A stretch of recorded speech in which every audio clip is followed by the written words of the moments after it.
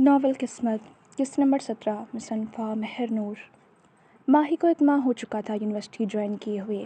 اب اسے یونیورسٹی کے ڈپارٹمنٹس وغیرہ کی بھی سمجھ آ گئی تھی اور یونیورسٹی کے راستوں کی بھی پہچان ہو گئی تھی۔ اس واقعہ کے بعد کسی کی ہمت نہیں ہوئی ماہی کو ایک لفظ کہنے کی۔ ارمان احمد کا اتنا دبدبا تھا اس یونیورسٹی کے اسٹوڈنٹس پر، مگر حیرت یہ تھی کہ اب لڑکیاں اسے گھور گھور کر دیکھتی تھیں جیسے اسے کچا چبا جائیں گی۔ ایک دن ماہی نے آرزو سے پوچھ ہی لیا کہ ایسا کیوں کرتی ہیں؟ ارے یار، تم نہیں جانتی یہ سارے میرے بھائی پر مرتی ہیں، اور تم وہ واحد لڑکی ہو جسے میرے بھائی ساری یونیورسٹی میں مخاطب کرتے ہیں، اس لیے سب تمہاری قسمت سے جلتے ہیں۔ اگر کوئی تم سے پوچھے تو بس اتنا کہنا تم ان کی کزن ہو اور ان کی فیملی ہو، اس وجہ سے وہ تم سے بات کرتے ہیں۔ تم ان کی فیملی ممبر ہو اور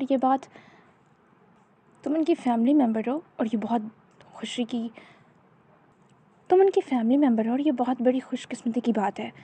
اس یونیورسٹی کی ہر لڑکی کی خواہش ہے کہ کاش ارمان کی کہیں دور پار رشتہ داری ہوتی۔ تمہاری تو یہ خواہش بھی نہیں ہے جو بن مانگے پوری ہو چکی ہے۔ اس بات پر ماہی کافی دیر تک ہنستی رہی کیونکہ آرزو کا لہجہ سراسر مذاقیہ تھا۔ ماہی اور آرزو کی کافی اچھی دوستی ہو گئی تھی۔ ارمان بھی اس سے نارمل بات کرتا جیسے وہ دونوں ایک دوسرے کو سالوں سے جانتے ہوں۔ وہ ریزروڈ رہتی تھی، ایک حد سے بڑھ کر کبھی ماہی نے اس سے بات نہیں کی کیونکہ وہ صرف حیدر کی بیوی تھی۔ کسی غیر مرد سے بات کرنا اس کو پسند نہیں تھا، مگر ایک احساس تھا جب ارمان اس کے آس پاس ہوتا تو وہ خود کو اس کے حصار میں بہت محسوس کرتی۔ یہ یونیورسٹی کی پارکنگ ایریا کا منظر تھا۔ وائٹ جینس کے اوپر پنک ٹاپ میں شیزا ملک اپنی گاڑی کے ساتھ ٹیک لگا کر کھڑی تھی۔ یار، میری ممی کی طبیعت خراب ہے، اس لیے میں اپنے پاپا کے ساتھ ایک ماہ کے لیے ابروڈ جا رہی ہوں، مگر تمہیں ارمان اور اس لڑکی پر نظر رکھنی ہے۔ وہ اس کی فیملی ممبر ہے مگر مجھے اس سے زیادہ کچھ اور ہی لگ رہی ہے، تو مجھے اپڈیٹ دیتی رہنا۔ مجھے اگر ایمرجنسی نہ ہوتی تو میں کبھی نہ جاتی۔ شیزا اپنی کسی کلاس فیلو کو ہدایت دے رہی تھی۔ اس نے اپنا برانڈڈ پرس کھولا اور اس میں سے کچھ نوٹوں کی گڈیاں نکالیں اور اس لڑکی کے ہاتھ پر رکھ دیں۔ یاد رکھنا، کام ٹھیک سے ہونا چاہیے۔ آخر میں اس کا لہجہ حکمیہ تھا۔ لڑکی نے نوٹوں کی چمک کے ساتھ اس بات میں سر ہلایا اور شیزا ملک یونیورسٹی سے اپنی گاڑی میں بیٹھی اور باہر چل دی۔ ماہی اس وقت بلیک فراک پر وائٹ حجاب کیے ہوئے، ہم رنگ دوپٹہ اور وائٹ کیپری پہنے ہوئے یونیورسٹی کے کینٹین میں بیٹھی تھی۔ ایک ماہ ہو چکا تھا مگر وہ اب تک حیدر کا کوئی سراغ نہیں ڈھونڈ پائی تھی۔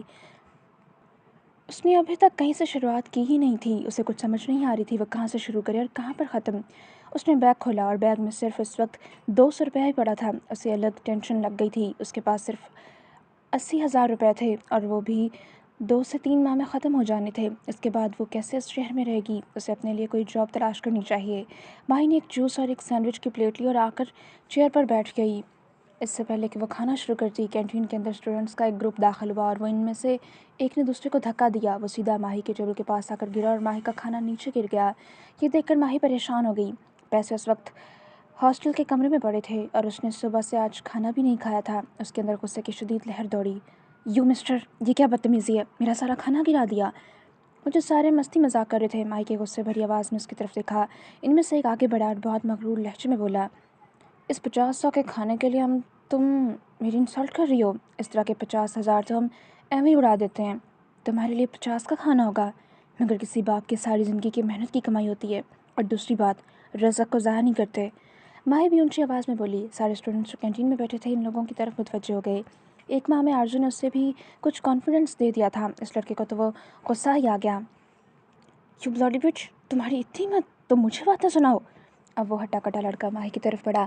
ماہی ڈر کر پیچھے قدم لینا شروع ہوئی۔ اس سے پہلے کہ وہ اپنا ہاتھ ماہی کو لگاتا، ایک جھٹکے سے اس کا ہاتھ راستے میں ہی کسی نے پکڑ لیا۔ ماہی نے ڈر کے مارے آنکھیں میچی ہوئی تھیں۔ جب کچھ بھی برا نہ ہوا تو اس نے آنکھیں کھولیں۔ وہ آدھی ارمان کے حصار میں چھپی ہوئی تھی اور ارمان اس کے دائیں سائڈ کھڑا اس لڑکے کا ہاتھ پکڑے شعلہ باز آنکھیں لیے اسے گھور رہا تھا۔ شاید تم نے ٹھیک سے سنا نہیں تھا۔ اس دن میں نے کہا تھا میرے گھر کی عورتوں کی طرف جس نے بھی آنکھ اٹھا کر دیکھا اس کی میں آنکھیں نوچ لوں گا۔ یہ کہتے ساتھ ایک جھٹکے سے ارمان نے اس کا بازو مروڑ دیا۔ اس لڑکے کی چیخیں نکل گئیں۔ ساری کینٹین میں سکوت چھا گیا۔ ارمان نے زمین پر پڑا وہ جوس کا گلاس اور وہ سینڈوچ کی پلیٹ دیکھی۔ ہاں تو کیا کہہ رہے تھے تم؟ تمہارے لیے 50,000 کچھ بھی نہیں ہے؟ ابھی کے ابھی اس ٹیبل پر 50,000 روپے رکھو اور معافی مانگو اس لڑکی سے، ورنہ تمہاری آنکھیں نکالنے میں مجھے 1 منٹ بھی نہیں لگے گا۔ وہ لڑکا شرافت سے اٹھا، اپنے والیٹ سے سارے پیسے نکال کر میز پر رکھے اور ماہی کی طرف آیا اور ہاتھ جوڑ کر ساری کینٹین کے سامنے بولا، مجھے معاف کر دو سسٹر، غلطی ہو گئی۔ اس کے بعد وہ سارے کینٹین سے اس طرح غائب ہوئے جیسے گدھے کے سر سے سینگ، اور ماہی حیران تھی یہ 5 منٹ کے اندر اندر کیا ہو گیا۔ ارمان اتنا پرسکون تھا جیسے کوئی محاذ جیت لیا ہو۔ وہ سکون سے کچھ گنگناتا ہوا آیا اور چیئر پر بیٹھ گیا۔ اب وہ ویٹر کو آواز لگا رہا تھا، 2 بریانی کی پلیٹ، نو چکن پیس، جسٹ شامی کباب۔ ماہی ابھی تک ویسے ہی کھڑی تھی۔ اس نے آئی برو چکا کر ماہی کو دیکھا۔ ماہی کا سکون ٹوٹا۔ اب وہ آنکھوں کے اشارے سے ماہی کو اپنے سامنے والی کرسی پر بیٹھنے کا کہہ رہا تھا۔ ماہی آئی اور بیٹھ گئی۔ مبارک ہو، آج تمہاری بہت اچھی کمائی ہو گئی ہے، اس خوشی میں تمہاری طرف سے ٹریٹ کھا رہا ہوں۔ اس کے ہونٹوں پر بہت خوبصورت مسکراہٹ تھی۔ ماہی ابھی تک کچھ نہیں بولی کہ اتنے میں ویٹر ان کا آرڈر لے کر آ گیا۔ ماہی نے بریانی کی پلیٹ کی طرف دیکھا تو اسے لگا جیسے کسی نے سینے میں خنجر گھونپ دیا ہو۔ وہ بس یک ٹک بریانی کی اس پلیٹ کو دیکھے جا رہی تھی۔ دماغ کہیں ماضی میں پہنچ گیا۔ وہ اپنے بابا کے ساتھ گاؤں کے ڈھابے پر اسی طرح بریانی کھانے جایا کرتی تھی۔ اس کے بابا کتنے پیار سے اپنے ہاتھوں سے اسے بریانی کھلاتے تھے۔ پھر منظر بدل گیا۔ بابا کی موت کے بعد وہ ہمیشہ حیدر کے ساتھ بیٹھ کر بریانی کھاتی تھی۔ نور تائی اپنے ہاتھوں سے اس کے لیے بناتی تھیں۔ اسے بریانی بہت زیادہ پسند تھی۔ اس نے آخری بار بریانی حیدر کے جانے سے 2 دن پہلے اس کے ساتھ بیٹھ کر کھائی تھی۔ اس کے بعد مدت گزر گئی۔ اس نے بریانی کو ہاتھ لگانا چھوڑ دیا تھا۔ اس کے بغیر حلق سے نیچے اترتی ہی نہیں تھی۔ ماہی کی نظریں پلیٹ پر تھیں، دماغ حیدر کی طرف تھا اور آنکھوں سے آنسو بہتے جا رہے تھے۔ ارمان اسے اس طرح روتے دیکھ پریشان ہو گیا۔ ماہی کیا ہو گیا؟ تم رو کیوں رہی ہو؟ اچھا پریشان مت ہو، پیسے میں دے دوں گا۔ ارمان کی آواز پر ماہی کا سکون ٹوٹا۔ وہ پلیٹ بالکل ویسے ہی ریڈی تھی جیسے بچپن میں وہ کھاتی تھی، چکن پیس کے بغیر، جسٹ شامی کباب۔ بہت دیر بعد اس نے اپنا چہرہ اٹھا کر ارمان کی طرف دیکھا۔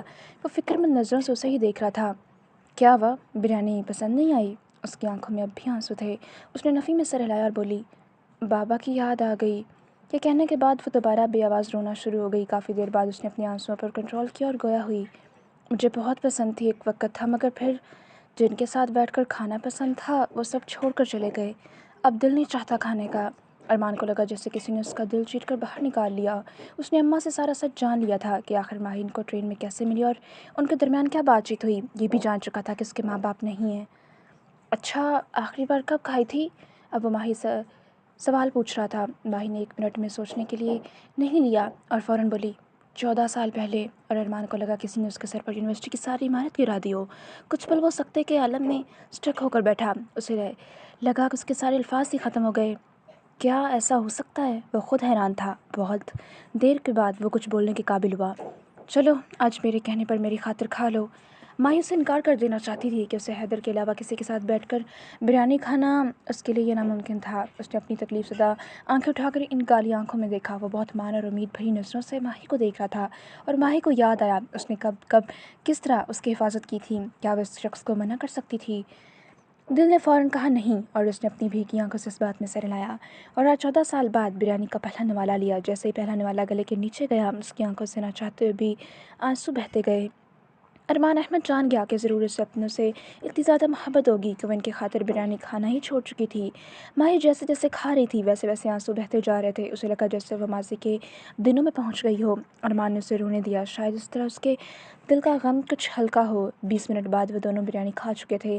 اب ماہی پہلے سے قدرے بہتر تھی، اب وہ رو بھی نہیں رہی تھی۔ ارمان نے وہ سارے پیسے اٹھائے اور ماہی کی طرف بڑھائے۔ ماہی نے فوراً نفی میں سر ہلایا، یہ یونیورسٹی ہے، یہاں پر امیر رئیسادوں کی اولاد پڑھتی ہے، ہر کوئی اسکالرشپ پر نہیں آتا، تو جو چند بچے غریب گھرانے کے بچے اس یونیورسٹی میں اسکالرشپ پر پڑھ رہے ہیں ان کے لیے 500 روپے بہت اہمیت کے حامل ہوتے ہیں۔ اگر کوئی اس طرح آپ کی انسلٹ کرے تو آپ کا حق ہے آپ اس سے بدلہ لیں، یہ تمہارے ہیں، فکر مت کرو، یہ حرام کی کمائی نہیں ہے، یہ تمہارے اس کھانے کو ضائع کرنے کا بدلہ دیا ہے اس نے۔ ماہی نے پھر بھی پیسے نہ پکڑے۔ اس نے خود ہی ماہی کا بیگ پکڑا اور اس میں رکھ دیے۔ اب اس نے اپنی جیب سے والیٹ نکالا اور بل کے پیسے ٹیبل پر رکھے اور اٹھ کھڑا ہوا۔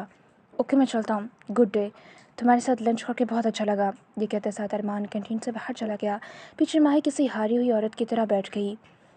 آج ویکینڈ تھا۔ ماہی آرزو کے ساتھ گھر آئی ہوئی تھی۔ وہ ہر دوسرے ویکینڈ پر گھر آتی تھی اور یہیں اسٹے کرتی تھی اور منڈے کو واپس چلی جاتی تھی۔ اس وجہ سے راحیلہ جمال بہت خوش تھیں۔ انہوں نے بتایا تھا کہ ان کا شوہر آؤٹ آف کنٹری ہوتا ہے اور ان کا ایک بیٹا بھی، ان کا سارا کاروبار وہاں ہے۔ اس وقت ماہی کچن میں گھسی اپنی کوکنگ کے جوہر اماں کو دکھا رہی تھیں اور اماں وہ حیران ہو رہی تھی کہ ماہی کو کوکنگ میں اتنا پرفیکٹ دیکھ کر۔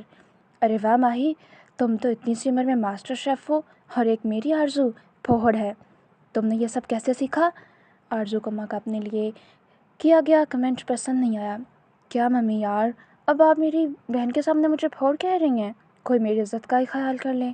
اس نے منہ کا ڈیزائن بنا کر کہا کہ ماہی کی ہنسی چھوٹ گئی۔ بس اماں، حالات انسان کو مشکل وقت میں سب کچھ سکھا دیتے ہیں۔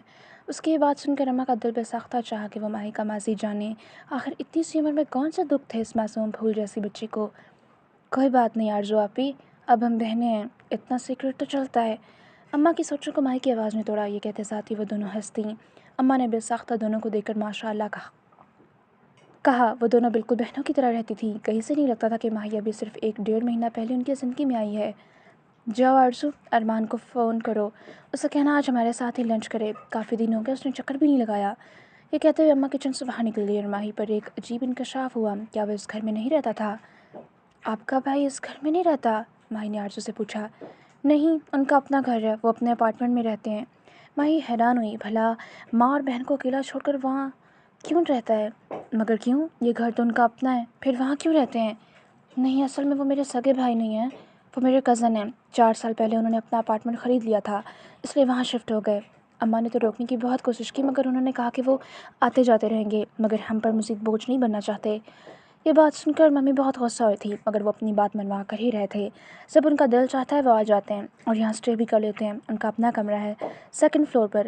آج ماہی پر ایک اور انکشاف ہوا تھا۔ ماہی نے سمجھنے والے انداز میں سر ہلایا۔ 1 گھنٹے کے بعد وہ سارے ڈائننگ ٹیبل پر بیٹھے کھانا کھا رہے تھے۔ ارمان آ چکا تھا۔ آج ماہی اپنے ہاتھ سے بریانی اور شامی کباب بنائے تھے۔ ماہی زندگی میں آج سب سے زیادہ خوش تھی۔ وہ کبھی اس طرح ڈائننگ ٹیبل پر بیٹھ کر کسی کے ساتھ کھانا نہیں کھا پائی تھی، مگر آج یہ دلوں کے رشتے اس کے تھے جن کے ساتھ بیٹھ کر وہ اس وقت کھانا کھا رہی تھی۔ اماں اور آرزو نے تو ماہی کے کھانے کی بہت تعریف کی، مگر ارمان یہ سوچ رہا تھا جو لڑکی اتنا اچھا کھانا بنا سکتی ہے، کہ اس نے 14 سالوں بعد خود اپنے ہاتھ کا بنایا ہوا کھانا بھی نہیں کھایا ہوگا۔ آخر ایسی کیا وجہ تھی؟ اس نے خود کبھی یہ کھانا کیوں نہیں کھایا؟ یہ بہت بڑا سوالیہ نشان تھا۔ اسے یقین تھا ماہی نے اسے سچ کہا تھا، جس طرح وہ آنسو بہا رہی تھی اس کی آنکھوں میں سچائی تھی۔ ارمان نے کوئی تعریف نہیں کی اور نہ ہی ماہی کو اس کی ضرورت محسوس ہوئی۔ اس کے لیے یہی بہت تھا۔ وہ اپنوں کے درمیان بیٹھی کھانا کھا رہی تھی، اکیلی کچن کے کسی کونے میں بیٹھ کر نہیں۔ دن گزر رہے تھے، وہ مسلسل انوشا کے ساتھ رابطے میں تھی۔ آج اتوار کا دن تھا۔ وہ یونیورسٹی کے کچھ قریب ایک پارک میں آئی بیٹھی تھی۔ ہوائیں چل رہی تھیں، موسم بھی اچھا تھا۔ شاید کچھ دیر میں بارش شروع ہو جاتی۔ بینچ پر پاس ہی اس کا بیگ پڑا تھا اور اس کے ہاتھ میں اس وقت اپنی اور حیدر کے نکاح والی تصویر تھی۔ وہ بار بار بس یہی تصویر دیکھتی رہتی، مگر پھر بھی دل نہیں بھرتا تھا۔ کافی دیر گزر گئی۔ اس نے دیکھا آسمان پر بادل گرج رہے تھے، موسم خراب ہونے والا تھا، اسے واپس ہاسٹل جانا چاہیے۔ اس نے بیگ اٹھایا، تصویر کو سینے سے لگایا اور پارک سے باہر نکل آئی۔ ابھی وہ سڑک پر چل ہی رہی تھی کہ اچانک کسی لڑکی سے ٹکر ہوئی۔ اس کے ہاتھ سے تصویر چھوٹ کر نیچے گر گئی۔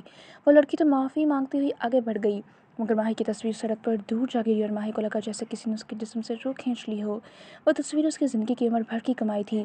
وہ اندھا دھند تصویر کی طرف بھاگی، مگر اس سے پہلے ہی تصویر سڑک کے عین درمیان میں پہنچ چکی تھی اور وجہ تھی چلنے والی ہوائیں۔ ماہی کا دماغ تصویر کے علاوہ کسی طرف نہیں تھا۔ اس نے بنا ادھر دیکھے سڑک پر چلنا شروع کیا۔ اس سے پہلے وہ اپنی تصویر تک پہنچتی ایک گاڑی سے اس کی زبردست قسم کی ٹکر ہو گئی۔ ایک چیخ تھی جو ماہی کے حلق سے برآمد ہوئی اور وہ اچھلتی ہوئی دور جا گری۔ اس کے سر سے خون ابل کر باہر نکل رہا تھا، مگر پھر بھی اسے اپنی تصویر کی فکر ہو رہی تھی۔ وہ جو اپنی ٹیم کے ساتھ کسی خاص مشن کو مکمل کر کے سڑک سے گزر رہا تھا، اس نے دور سے دیکھا کہ وہ لڑکی اندھا دھند سڑک کے درمیان میں چلتی آ رہی تھی، بنا آگے پیچھے دیکھے۔ کیا وہ لڑکی پاگل ہو گئی تھی؟ اس طرح کون سڑک پر چلتا ہے؟ اس نے فوراً گاڑی کو بریک لگائی۔ اس سے پہلے وہ اس تک پہنچتا ایک چیخ کی آواز اس کے کانوں میں پڑی۔ اس شخص کو لگا جیسے اس کی دنیا ہل گئی ہو۔ وہ دوڑتا ہوا ماہی کے پاس آیا۔ ماہی کا سر پھٹ چکا تھا۔ وہ گھٹنوں کے بل ماہی کے پاس بیٹھا۔ اس نے جلدی سے اس کا سر اپنی گود میں رکھا۔ وہ دوڑتا ہوا ماہی کے پاس آیا۔ ماہی کا سر پھٹ چکا تھا۔ وہ گھٹنوں کے بل ماہی کے پاس بیٹھا۔ اس نے جلدی سے اس کا سر اپنی گود میں رکھا۔ وہ اب اس کا چہرہ تھپتپا رہا تھا۔ ماہی، کیا ہوا؟ آنکھیں کھولو۔ جانی پہچانی آواز سن کر ماہی نے آنکھیں کھولیں۔ سامنے اپنے آشنا کی شکل دیکھ کر وہ بولی، پلیز اس تصویر کو ڈھونڈ دو، وہ میری ساری زندگی کی کمائی ہے۔ وہ التجا کر رہی تھی، تمہارا دماغ تو نہیں خراب ہو گیا؟ تمہیں تصویر کی پڑی ہوئی ہے؟ اس طرح کون سڑک کے درمیان میں آتا ہے؟ وہ ماہی پر پھٹ پڑا تھا، ساتھ ساتھ وہ اپنے ساتھیوں سے ایمبولینس منگوانے کے لیے چیخ رہا تھا۔ نہیں، وہ تصویر میرے لیے بہت ضروری ہے۔ اس تصویر میں میری کل کائنات ہے۔ آپ کے مقابل پریشان ہو گیا۔ ایسا کیا ہے اس تصویر میں؟ وہ ماہی کا سانس اکھڑنے لگا ہے۔ وہ میرے شوہر کی، اور اس میں میرا شوہر ہے۔ اتنا کہنا تھا کہ ارمان احمد ساکت ہو گیا۔ کیا اس کا شوہر وہ شادی شدہ تھی؟ ارمان کو لگا جیسے کسی نے اس کی جان نکال دی ہو۔ ابھی تو اس کے دل کی دنیا میں ہلچل مچی تھی۔ پلیز تم اسے ڈھونڈنا، اسے بتانا کہ میں نے سالوں اس کا انتظار کیا، مگر وہ نہیں آیا، اسے کبھی نہیں بھولی۔ मैं उसकी खातिर 7 शहर पार कराची आई, मगर उसे ढूंढ नहीं पाई। उसे बताना कि मैं उसकी वफ़ादार हूँ। माही बहुत मुश्किल से बोल रही थी, उसका सांस उखड़ रहा था और अरमान पर सारी दुनिया तंग हो रही थी। मैंने सारी ज़िंदगी सिर्फ़ और सिर्फ उससे इश्क किया, वो नहीं मिला। अगर मैं मर गई तो उसे बताना कि उसकी प्रिंसेस ने सालों सिर्फ अपने प्रिंस को चाहा था। तुम उसे ये बताओगे ना? प्लीज़ उसे ज़रूर बताना कि इसके बग़ैर मेरी ज़िंदगी नामुकम्मल है। माही को लगा अब उसकी आंखें बंद हो गईं तो दोबारा कभी नहीं खुलेंगी। आंखें मत बंद करो, आंखें खुली रखो। मुझे बताओ कौन है वो शख्स, क्या नाम है उसका? मैं उसे ढूंढ कर लाऊंगा। उसकी यह हालत देखकर अरमान तड़प उठा। वो है हैदर। वो इसके साथ ही माही होशोहवास से बेगाना हो गई। माही, आंखें खोलो, माही। अरमान चीख रहा था मगर माही बेहोश हो चुकी थी। जल्दी जाओ, तस्वीर को ढूंढो, जब तक तस्वीर न मिले सड़क से एक गाड़ी ना गुजरे। अब वो इन लोगों पर धाड़ा। माही को अपने बाजों में उठाए वो गाड़ी की तरफ आया और उसे अपनी बाहों में लिए बैठा। सर, मैं गाड़ी चलाता हूँ, आपसे नहीं चलेगी, एक शख्स ने कहा और साथ ही गाड़ी में बैठा और भगाता हुआ हॉस्पिटल ले गया। वो अस्पताल के सर्द कॉरिडोर में चक्कर पर चक्कर काट रहा था। आज उस पर जो इंकशाफ हुआ था वो बहुत बड़ा था, वह हजम नहीं कर पा रहा था।